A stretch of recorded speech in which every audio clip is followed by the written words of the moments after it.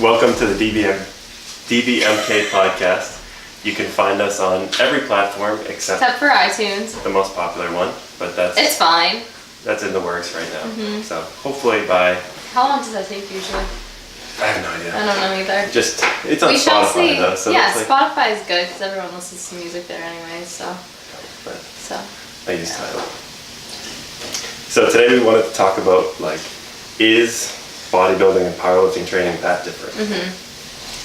And just out of the initially you'd think yes. Immediately you'd be like, oh yeah, they train completely different. Yeah. But should it be that different? I think bodybuilders can benefit from training like a powerlifter and having a powerlifter's mentality during training, because I've seen far too often bodybuilders it's ironic in the sport because your main goal is to put on as much muscle as possible, and then if you're a competitor you basically diet down to peel off the layers to show it. And I think training wise people go into it thinking, okay, I'm gonna do these hamstring curls in order to look good on stage, and okay, I'm gonna do these hamstring curls because I want nice hamstrings, versus if you're doing a deadlift as a power lifter, you're wanting to do it to increase the numbers. And so if you're doing it as a bodybuilder, it's almost like getting it out of the way. You should. Okay, I did my 3 sets. You're not focused as much as the number, really, and pushing yourself in that sense. You're more focused on how it's gonna affect your body and feeling the it. And feeling it. And I think that you if you get lost in just enjoying training and having the mentality of a powerlifter and putting as much weight as you can on the bar and just seeing your performance more so increase rather than how you're looking over time, I think that's when you can benefit the most from it. Yeah, it's pretty funny, a few years ago the power building programs got popular. Yeah. And if you think about it, a lot of the gimmicky ones is terrible, but power building is actually good programming. Yeah. So you're getting stronger in the main movements. As long as you're programming it to not intelligently. Yeah, because you can overdo it for sure if you're if you just think, okay, it's gonna be bodybuilding and powerlifting in one thing, you can only do so much. So as long as it's programmed well, then I think it's a great. And the research shows if volume is equated, it doesn't really matter whether you do triples, 5s, 10s, or 15s. Yeah. But bodybuilders are smart because some of them are smart because they'll do they don't have to do as many sets of 10 to 12. That's the magic hypertrophy range. Which there's nothing magic about it. If I did 5 sets of triples and got the same amount of volume. Well, I'd need to get probably 10 sets of triples to get 2 sets of 15 or 3 sets of 10. It just takes a lot longer. Right, yeah. But the stimulus probably wouldn't be that much different. And I think too, a lot of girls it's intimidating at first, just getting under a barbell and learning the movements. And I think a lot of girls will just gravitate to machines and just bodybuilding movements first, and it might take it took me a good 2 years before I started actually using the barbell, and that was when I made the most progress. Was as soon as I picked it up, everything just, and this was a few years into training already, so it's just they're the best movements in my opinion, compound movements. I love them more too because I think I get the most out of them mentally. But it's hard for anyone who doesn't know much about it. They find the people with 300 to 1.5 million followers on Instagram oh my god, they're giving a banded glute ham raise with a with a 10-second hold at the top. It's that's much more gravitating to people who don't know any better. Yeah. And I get it too. I get it, and it's just it's frustrating though. But it's definitely frustrating when you've experienced getting under a bar for the first time and then seeing the progress you've made, and then you want to tell everyone about it, and then you see this stuff, like people trying to be different, and it's like, that's not, like, it makes me sad almost to see that, because it's just steering people who don't know any better in a worse direction. Not worse, but like, it's not gonna help you. So, I mean, and especially, so I was watching an Instagram video with Dan too, of this girl who was doing like these weird like hamstring curl things on a ball, and just like, you're intimidated to go to the gym anyways when you're first starting out, and to have like videos like, oh yeah, this is an excellent hamstring like exercise for a beginner or whatever. It's like, do you think you really want to do that when you're first starting out? I couldn't even do like a split squat comfortably in front of people for a while, because you just, like, the balance and everything. I don't know, I wouldn't go for that, and like I still wouldn't. But yeah, well, it's like, it's much more sexy to like do different things and confuse the muscle, which drives me absolutely crazy. You can't confuse your muscles, sorry. But but it's like the boring, consistent things over time is what leads to results.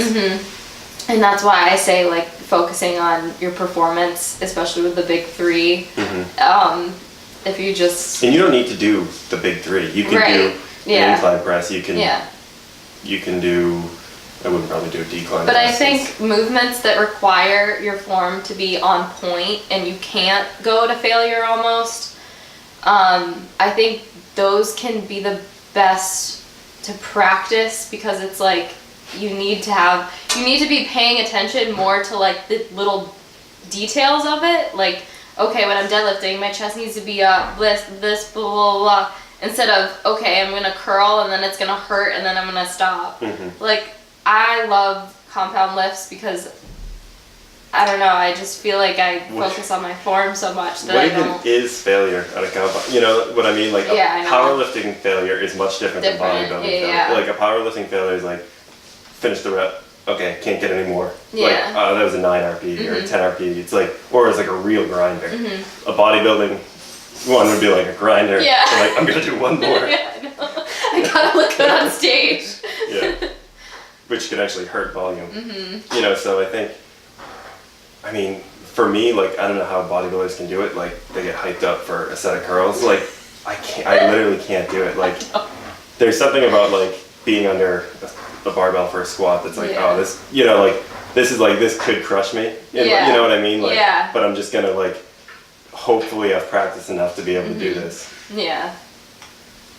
But for a set of curls, like, you know, it's like, this is my 4th set. Like, when I was in prep too, that's what helped me, was doing as much as I could get them in until like I had to take them out. Like, compound lifts kept me it kept my training exciting too, because I knew like, okay, I'm not gonna do like a 9 with this, but I can really focus on like just perfecting my form and like making sure that every rep was of quality, versus like, so I'd do that and then I'd get to my isolation movements and I'd be like taxed already, but I knew I'd just like push through them. You got the most out of it. How far out from your competition did you drop? I dropped deadlifts, I want to say, so I was deadlifting twice a week at the beginning of prep, and then a couple months in we decided it wasn't best to do that, so we dropped it to once per week. And then why did you drop? Because you were recovering? I wasn't recovering as well, so we decided to do that, and that I could get my volume in from other things.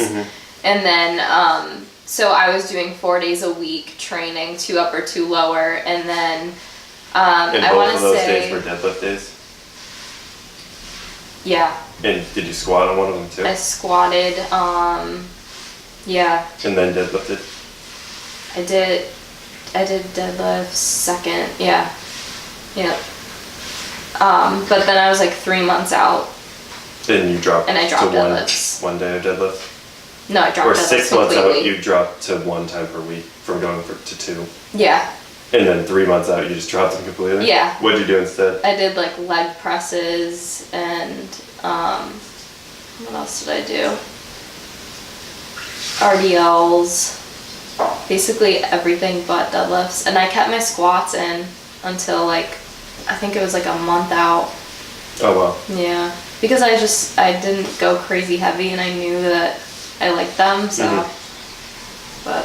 And instead of benching, you did like an overhead press or something? Yeah, so on my upper days, I do overhead press, and then I do the lat pull down, like, I don't know what it's called, it's a machine, but it's like free, like you can do it single arm too, and I much prefer that over a like bar with the lat pull down, because the range of motion, it's a little bit different. So I did that, and then I do a row, and then just lateral raises and biceps and triceps. But I also think now, so should I talk about like training now, how I'm kind of doing it? Yeah. So I thought 2 upper days for me now, because I want to get more volume in. I'm thinking that I'm gonna go from 2 to 3, because when I do my upper days, if it's twice per week, I feel like my isolation movements are kind of being neglected because I'm so taxed from everything else, and like my other movements are like an overhead press and like really heavy rows. It gets your rear delts and your biceps without even targeting them completely, so I'm adding in an extra day of kind of fluff work to work on my isolation work, and then I also want to grow my shoulders, so I'm thinking that would be smarter. So, should we say like? So you're basically, right now you have 1 deadlift day, 1 squat day. Yep. Or 2 squat days. Depending, it depends. I'll either squat or do a leg press, but I'm thinking of doing squats. Twice, yeah. And you'll have like a higher volume day and then like a strength day, or will you? For upper? What's that? Lower. For upper. I kind of have like 2 lower. Yeah, so I have 2 lower that I like to go heavy, and then 1 kind of fluffy, like one where I can put in more like seated hamstring curls, like a leg press, and like. But you'll still squat first. Yeah. Yeah. Yeah. But I'm asking, like, for your squats, do you have 1 day that's like higher volume than 1 lower volume day? Yeah, I don't, because I don't want to do. It's like a daily 1 will be like 5s and 1 will be like 7s or something. Yeah. So it's like a daily undulated periodization. Yeah, and I just squatted for the for the first time in a while after doing deadlifts yesterday, and it felt really good, and I was warmed up, and so I'm thinking maybe of switching things around. This is what happens when you're when you need a certain amount of volume. You're like, what can I put where? But yeah, and then 3 upper days, so I'm not as taxed for my isolation movements. And it saves time too. Like I'll squat, bench, and deadlift on Monday. Because at this time I was benching 3 days a week, squatting twice a week, deadlifting twice a week. Just so it's like, okay, I can have like 3 or 4 days before I have to deadlift and squat again. Yeah. 2 days before I have to bench. Just saves time too, and I can do my fluff work the next day, which won't impair too much. The problem is the time it takes to warm up and do all the stuff. But for us, it's not an issue. Yeah. We love it. It is what it is. But yeah, I think more bodybuilders need to take that from powerlifting. And I think powerlifters kind of need to take to do accessory and hypertrophy movements for powerlifting. Yeah, you know because we were just saying, like, if you're just benching and you never do a back movement, like, yeah, you're gonna have some shoulders. You're gonna mess yourself up because you're not gonna be even. It's like anything, like with training abs, like everyone rolls their eyes, but if you're training your back and stuff, you need to kind of even. Yeah. Yeah. And I think accessories could help a powerlifter too. Like obviously, like you said, having a big back would probably help with benching too. Just byproduct. Because I don't know if you've seen my videos. When I bench, my lats flare up. I know. Weirdly, maybe I'm using too much back in my bench, but probably. But I don't think you're strongest muscle, in my opinion. But yeah. But I think then some powerlifters get too much into accessories from you. Honestly, maybe it's yeah, You're seriously. A bodybuilder. And it takes me it's like a 1-to-1 ratio of powerlifting to bodybuilding. The thing is with you is he can recover from that. If I were to do what he did, I'd be gone for a week. And that's another thing too. I don't know what it is, but I'm like at my maintenance weight now, and I'm still not recovering like 100% as well as I was before my prep. And so I'm thinking like my prep had to do with that and just the extremities of it. I think my body's still recovering.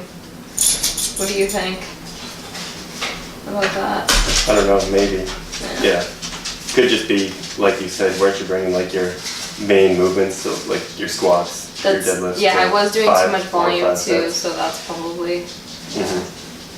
But I mean, you get more out of it. Like even if you just did squats and deadlifts and went home, you know, it's like, does like the isolation stuff really do that much?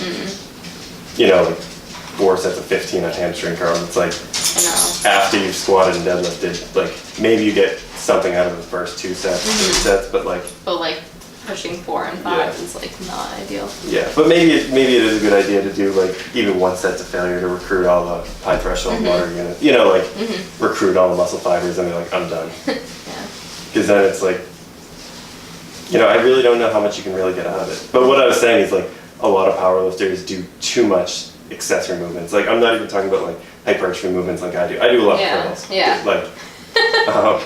Like, but what they're doing is like a bunch of good mornings. You know, they'll have like they'll squat once a week, and then the next week they'll do like a good morning or something. Like they'll skip a week, you know, like, or they'll leg press or something. They're like not specific enough. Okay. So you see that with like the West Side guys. I know. But they're all on gear and stuff, so they could squat. So they can do They could squat once a month and like build on their squat, which is crazy. God.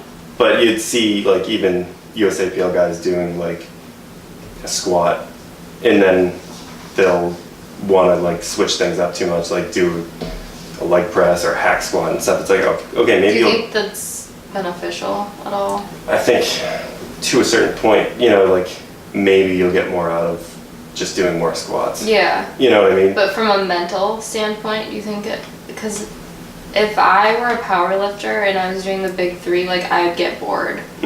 I feel like.